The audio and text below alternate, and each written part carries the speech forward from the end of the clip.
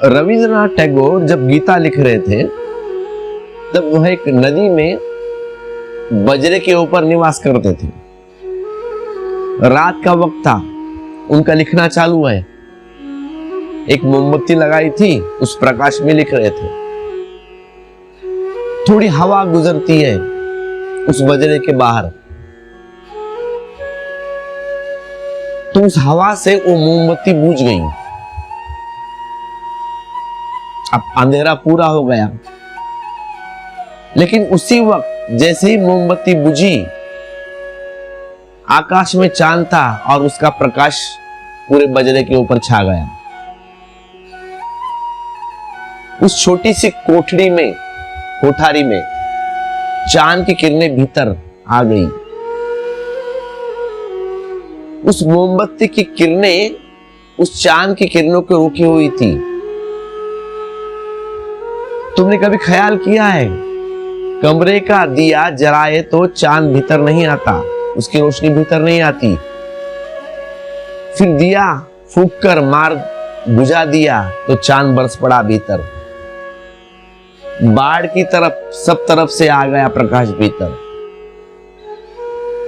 तो उस रात रविंद्रनाथ नाचे हैं और उन्होंने अपने डायरी में लिखा है, कहा है कि मुझे अभूतपूर्व अनुभव हुआ है। कहीं ऐसा ही तो नहीं कि जब तक यह अहंकार का दिया भीतर जलता रहे, परमात्मा का चांद भीतर नहीं आ पाता। यही बुद्ध ने कहा है कि अहंकार के दिए को फूंक मारकर बुझा दो। दिए के बुझाने का ही नाम निर्वाण है। इधर तुम बुझे, उधर सब तरफ से परमात्मा, सत्य या जो भी नाम दो, भीतर प्रविष्ट हो जाता है। तो एक तो जीवन को जीने का ढंग है जैसा तुम जी रहे हो, और एक बुद्धों का भी ढंग है। चुनाव तुम्हारे हाथ में है, तुम्हें क्या चुनना है। तुम बुद्धों की भांति भी जी सकते हो, तुम्हें कोई नहीं रोक सकता सिवाय तुम्हारे, आपके हाथ में है।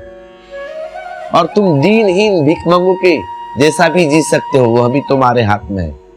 Choice is yours. तुम्हें कोई जबरदस्ती नहीं कर सकता।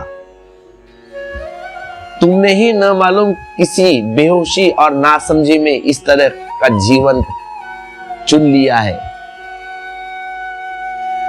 उसका जिम्मेदार तुम्हारे अतिरिक्त दूसरा कोई नहीं। एक झटके में तुम तोड़ दे सकते हो, क्योंकि सब बनाया तुम्हारा ही खेल है। ये सब जो घर तुमने बना लिया अपने चारों तरफ, जिनमें तुम खुद कैद हो, अब कैदी बन के रहना है या बुद्ध बन के रहना है, वह आपके ऊपर निर्भर है, ना किसी परमात्मा के ऊपर या किसी गुरु के ऊपर। तुम्हारे ऊपर है। The choice is yours.